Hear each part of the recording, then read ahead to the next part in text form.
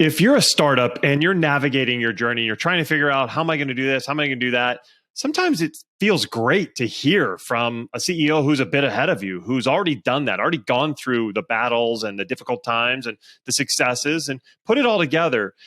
You're going to want to hear from Ozan Unlu. He's the CEO of Edge Delta. He founded this thing. He started it. He grew it. In this discussion, he talks about how he did it in those early days, how he was able to build the team, what were his thoughts, what were his focuses, what he messed up on, what he did great. And this guy's built a company that now is generating all kinds of revenue. He's generated $82 million in funding. So everybody believes in this thing. If you want to hear about how a company becomes super successful, definitely check this out. You're going to love it. Welcome to Scale Your SaaS, the podcast that gives you proven techniques and formulas for boosting your revenue and achieving your dream exit. Brought to you by a guy who's done just that multiple times. Here is your host, Matt Wolach. Hello and welcome to Scale Your SaaS. So glad that you could make it. By the way, if this is your first time here, we are here to help you do exactly that, scale your SaaS. So let's generate some awesome leads. Let's make sure we know how to close those leads. Let's understand how we can scale a team to do this for us, and let's make our company amazing. So we have an incredible valuation and we can sell this thing. If you want any of those, definitely subscribe right now. Hit that button. That way you're going to get all of the episodes where we build amazing leaders who have done this or are helping you do this so that you know exactly how to scale your SaaS. And one of those awesome leaders I am so excited to talk with today. I've got Ozan Unlu with me. Ozan, how you doing? Good. How are you, Matt? I'm doing great. Thank you for asking. I am looking forward to our conversation, especially after hearing some of the things that you're focused on in our pre-session here. Now, let me make sure everybody knows who you are, Ozan. So Ozan, he's the founder and CEO at Edge Delta. His journey encompasses leadership at Edge Delta, which is an automated observability platform. And he did these great notable roles at tech and aerospace giants like Microsoft, Boeing, and Sumo Logic. He's got some awesome experience. He's also raised $82 million in VC for Edge Delta and collaborated with industry leaders such as Cisco and American Airlines. Ozan brings so much experience, guys. You're going to really love hearing from him. This Edge Delta is a cool thing, too. It's an observability platform. It's really innovative, and it's revolutionizing how businesses process, route, and understand observability data. So, Ozan, thanks so much for coming on the show. Yeah, thanks for having me. I'm excited for the chat. Me too. So tell me, what's been going on with you lately, and what do you have coming up? Yeah, I've been doing a lot of traveling, actually. A lot of customer on-sites, a lot of events, frankly, a lot of interviewing. As I think at a startup, you always have to be doing. And so, excited to. I think next week I don't travel at all, so I'm here in Seattle and home base. And from a Edge Delta perspective, I think that lets me kind of settle in and kind of focus back on the product sales and all the different parts of our company that maybe I feel like I'm neglecting when I'm always on flights.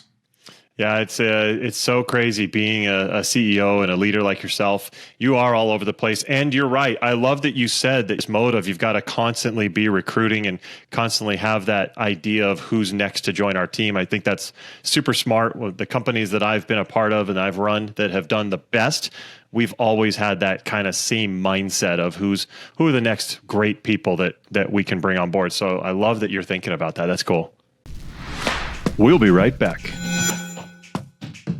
Hey, it's Matt. If you're anything like me, you check your website analytics and you see people coming to your site, but you have no idea who they are or what they're doing. Plus, why aren't they converting into leads? That's why I now use Leadfeeder. This thing is slick. Leadfeeder is a tool that shows me which companies are coming to my site, plus which pages they visited and in which order. So I can see their interest level just by what they're doing. You can use it too. You can track your site visitors' behavior and integrate the data from Leadfeeder with your CRM that helps make your lead generation efforts more targeted. The result, website traffic converts to sales. Click the link in the description and go to leadfeeder.com for a free demo and get a free extended premium trial when you let the rep know that you heard Leadfeeder through the Scale Your SaaS podcast. Finally know who's visiting your site with Leadfeeder. Do it.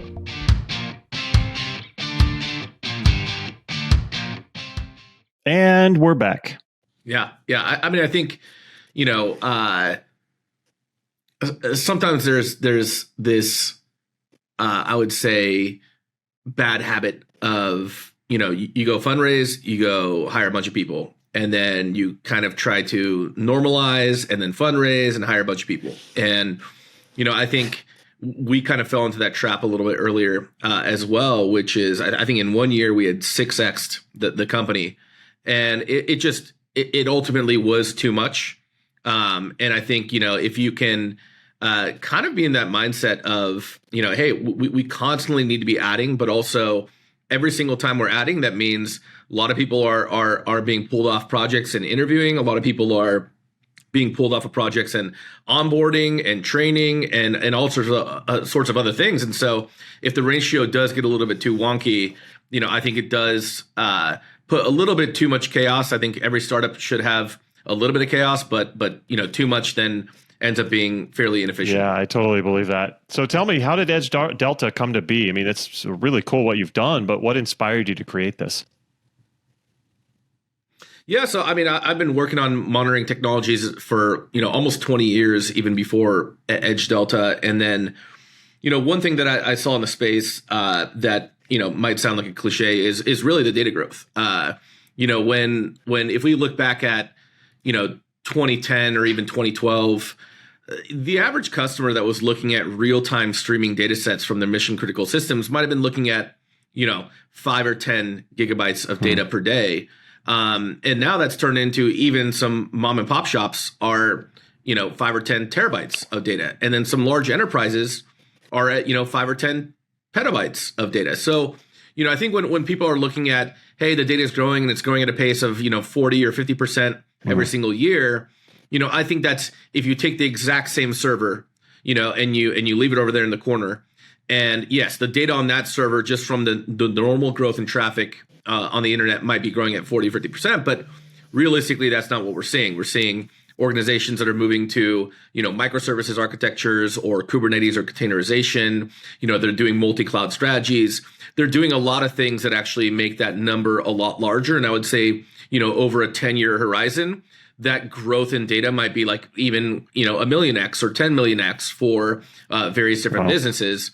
And so, Edge Delta really was the understanding that, hey, not only from a technical, but also from a financial perspective, that puts a lot of limitations and bottlenecks on these businesses. And in the future, when, every organization is creating petabytes upon petabytes of data, how would you deal with your logs, metrics, and traces? Like, the old approach of just, hey, let's put it all into a bucket, and then let's search and dashboard and alert on that bucket. That works at smaller data sets. At larger data sets, you have to be a lot more thoughtful about how is that data being pre-processed, how is it being transformed, how is it being routed. Once it's stored, how are you organizing that data in various different indexes? And so Edge Delta is really about that. It allows you to take full control and understanding of your data sets from end to end.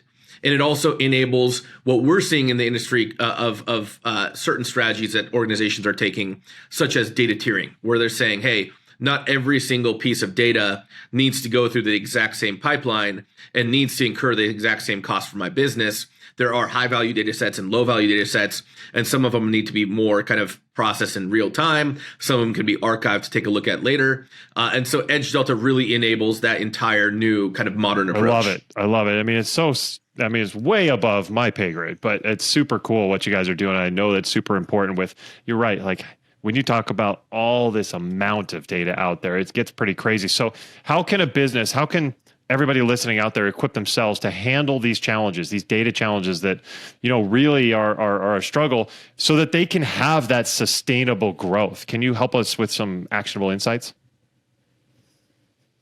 Yeah, I mean, look, traditionally, if you didn't have a ton of data, you could put it into kind of a one-size-fits-all tool, where we say, hey, if I'll use an example. So Datadog is one of the largest players in the space.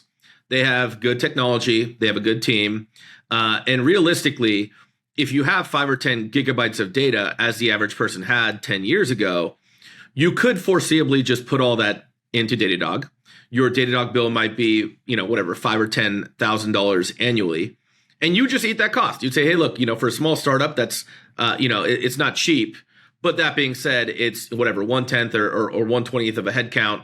So it's just not a big enough problem for me to solve. Well, that's not the reality today. So the reality today is you have a lot of large data sets. you might be architecting directly in, EKS, which is Kubernetes on AWS. And so in that instance, you do want to go implement an observability platform that can give you those real-time insights, that can give you understanding of your logs, metrics, and traces, and not break the bank. And so that's kind of where Edge Delta comes in, is by default, we have been engineered for the very large scale data sets. And so, even if you had that large data set, that's where the next question then comes up. Even if you had a small data set, like let's say, for instance, you had only 5 or 10 gigs of data today. It's like also, the question comes up of, do you really want to go take a potential one-way decision to go onto a platform that's going to be very heavy and expensive to go move on to another platform later on? Or do you want to kind of go with an Edge Delta style kind of next generation observability tool set that lets you see all that stuff in real time? And when I talk about, looking at that stuff in real time, it means, hey, are my mission critical systems up and running? When my customer wants to go to my product or my website and go look around, is it functioning? Is it performant? Is it reliable? Is it available? All of these things that, even for a small organization, you are constantly trying to stay on that kind of curve of, slow and steady. Are we 1% better than we were the day before? And every day matters and every day counts for that. Yeah, I totally agree. It's so cool what you're doing. And you talk about some of the growth that you've had happen. I mean, obviously, there's a lot of smart people who believe in you because you've raised a really impressive $82 million so far. And so a lot of our listeners are definitely trying to raise money themselves. So what unique lessons do you felt like you learned throughout that fundraising journey, and maybe around investor scrutiny even? Yeah. So I'll use an example there. So, I can't stand dealing with insurance. Hopefully my insurance providers aren't listening to this, but it's just, you have to basically be angry and you have to push, and their default is to basically reject and deny everything. I would love to go and do a startup in the insurance space and go and try to improve that. A la like what Mark Cuban or other people are trying to do, right? But that being said, I don't know the first thing about insurance. I've never worked in insurance. I don't have any, intimate knowledge about insurance. So I would say to the listeners out there, it'd be a very bad idea for me to go, even if I was trying to say no, but like I have a tech background, so I can take tech to insurance. I would say my biggest piece of advice would be, make sure you are thinking about going into and building a company in an area that you do have very deep, intimate knowledge in. And for me, it was technology and data and specifically, monitoring and observability, right? And so, I think that's probably the biggest tip I can give is, why are you the person in the entire world that has a unique insight, something that all the other people in the space haven't really thought about? And it's really important to understand that you do have to be an expert in the field to then go and iterate on the previous platforms or the previous technologies in that field. So that would probably be my number one piece of advice is, make sure whatever you've done up until now, make sure that has led to you having a unique insight and experience, and really that you're an expert in the field, so that you can reliably go and make that next iteration. For me, if I would, going back to the insurance example, I would have to go and learn the basics in insurance. And, yes, I could go listen to a few YouTube, videos and try to read a few books, but realistically, nothing's going to go and replace, years and years of being in an industry and understanding it. And when I say years and years, by the way, it doesn't mean also that if you're a younger generation that you can't go find something amazing, right? Like, I would say the younger generation is, I haven't really been on social media now, except for LinkedIn, which is, obviously something I have to be on, and Twitter X. But like, otherwise, I haven't really been on LinkedIn much. So, if someone wants to come in and be a social media influencer, they're going to be, 100 times better than me at doing that. Right. So, I think it just comes down to, what are your skill sets? What are you very good at? What do you understand better than, 99 out of 100 people on the street? And really ensuring that you are going into that area and you have the ability to go innovate in that area. Yeah, I think that's super smart. It is tough when you try and start something, you try and do something that you don't really have a lot of understanding of what's going on. So I think that is really good. Do you find investors key on that? Are they asking you about your past experience even before you started this when they're looking at you for a possible investment? Yeah, I think so. I mean, the three big things they talk about is the founding team. We look at the market, right? And, really from there, it's a little bit about, for this founding team, what gives them that unique insight. And, I would say if you look at, if you look at the founding team and even if you're starting the fundraising process and you're looking at templates for pitch decks, my advice is always going to be for the seed pitch deck or the pre-seed pitch deck, you always got to have your founding team up front at the top of the deck. And the reason being is that I've seen a lot of these pitch decks for seed where, and by the way, like, unfortunately, the way the world works is if you're doing a Series A or Series B or Series C, you've already kind of jumped through that hoop of having already fundraised. So it becomes less important. But at the beginning, anything you say about the problem statement or anything you say about your actual idea, the investor's always going to have in the back of their head, and they're going to say, wait, who is this that's actually making this claim? Who is the person that's claiming all these things? Who are the people that's claiming all these things?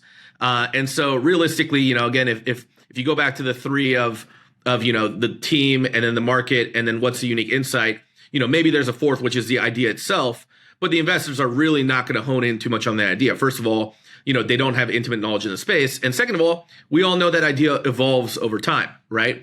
Also, don't kill yourself coming up with the perfect idea down to the minute detail, because realistically, you're going to be learning things through the process. You're going to be going and getting feedback from early design partners. So yeah, I would say number one, first and foremost, amongst everything else, is make sure the team is up in that kind of early part of your slide deck.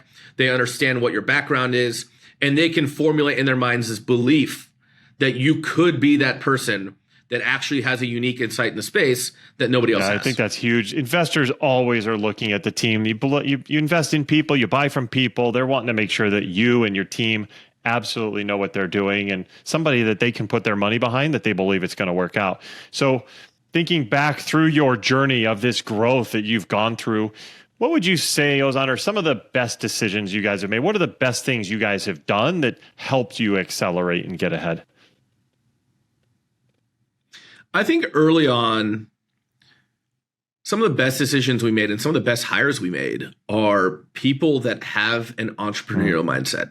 I think, when you talk about in the early stages of a company, you want kind of the jack of all trades, and then later on you want kind of specialists. I would say, even as you scale, ensuring that people have the mentality of an entrepreneurial mindset is probably one of the best decisions we made, is to bring on board people like that. And so, and it's even a decision that we're kind of renewing now, is that, obviously it's been a tough market for startups for the last couple of years. And you do want people that, I think what was it? It was Elon Musk the other day, a video came out about him. And I think he was saying for startups, it's like staring into the abyss and chewing glass, something along those lines. So, that's true, right? I think, especially in a tough market, or, every startup is going to have phenomenal days and they're going to have dark days. You do want to make sure that you surround yourself with people that do have that mentality of, hey, not every day is going to be, popping bottles of champagne and cheersing and having fun and partying, right? Sometimes it really feels like, hey, the party's over. Like we got to get back to work. So, ensuring that you have people with that mindset and with kind of that entrepreneurial hustle, that was probably one of the best decisions we made early on. I love that. And it's so important, especially for a startup in that early day. Those first few hires, those early hires, they're not working a standard 9 to 5 job like they would be if they went to work for some giant deal. It's bootstrap, and they're basically like founders. They have to have that entrepreneurial mindset to want to make it happen. I totally agree. That's kind of what I have felt as an early leader in startups. It's what I've felt when I've hired people as the founder myself. It's absolutely critical, and I think that I'm glad that you guys were able to find some of those great people. So that's some of the good stuff. What about some of the bad things? What were some of the things you look back on and you're like, ooh, I wish we didn't do that? Yeah, I think, what I'd mentioned before is probably the number one thing is I think steady scaling and growing is going to be so much more powerful and sustainable than kind of this,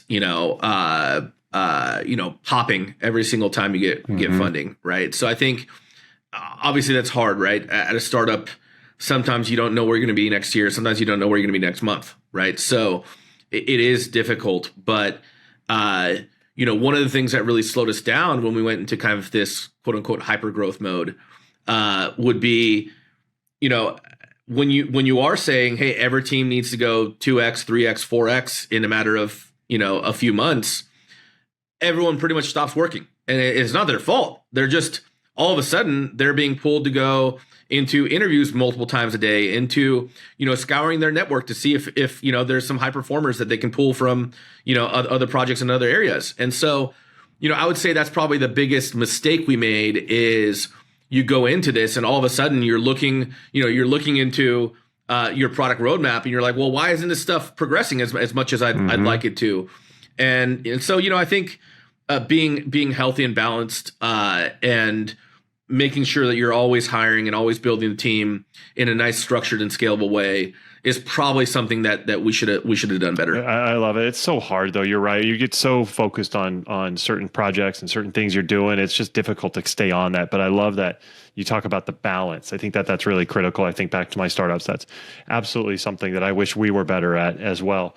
So wrapping up, Ozan, what advice would you have for other software founders who are in their early days trying to grow and want to make things happen? Yeah, I mean, look, the number one thing, as I mentioned earlier, would be make sure you are thinking about an area that you do have pretty deep experience and knowledge in. It's not that it's impossible otherwise. It's just you're going to be very inefficient in the early days where you're going and learning usually on your own dollar if you've left your day job, right? And so, I would say that's the number one thing. The other thing is just, don't be afraid to reach out to your network. Even people that I haven't talked to in years, if they reach out and they say, hey, I'd love your thoughts on something, or I'd love your feedback, or, hey, I noticed you were connected to this person on LinkedIn. How well do you know them? Would you mind making a warm introduction? If you're going to be in the early days of building a business, in many ways, there's not a lot of room for pride.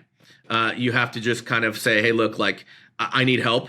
And even, recently, I've asked my board for help on certain things, right? So I think it's really important to understand that, at the end of the day, as highly performant and as much of a hustler as you might be, everyone needs help. I think, what was it? I think there was an old Arnold Schwarzenegger quote, something along those lines, right? It was like, it basically takes a whole team of people where, I think when he was in his early days of like weightlifting and being competitive, I think there was something along the lines of like they were pooling their money together to be able to do meals together or something like that. So, I should probably understand that quote a little bit better before bringing it up. But maybe that's a fun little research assignment for everyone listening. But yeah, I think that's probably the big thing is just, it's going to be really hard. And that kind of takes us to the other point, which is, I would highly recommend make sure you have a good co-founder that you trust. And, there are going to be those hard days, those dark days where, you feel down about it and your co-founder can bring you up and vice versa. And also just, you want to make sure that, you have someone that's in it with you, right? Like, I have a phenomenal co-founder, Fatih. He's amazing. And, I'm frightened to think about on the bad days, what kind of decisions you'd make if you didn't have that support system. So yeah, I would say, make sure you're an expert in the area. I would say make sure you're out there hustling and scouring your network and asking for favors. And then, make sure I think that you have a good one or two co-founders that can, help balance you out when you're, when you're either depressed or not in a good mood or whatever else. Cause, it is a tough, long journey. Like Elon said, right. It's just, staring into the abyss and chewing glass. So well said. And so true. And I echo the co-founder. You absolutely having great partners is critical. It's so cool how they can pick you up on those bad days, how they can help you through the tough times, how you can work on it together and just create this amazing bond. So I completely agree with that. Ozan, this has been amazing. Really so awesome. Thank you so much for coming in and sharing all your wisdom with us. How can our audience learn more about you and Edge Delta? Yeah, so go to our website, edgedelta.com. That has a ton of information about our product, about what makes us unique in the market. I always get excited about all the kind of next generation things that we're doing.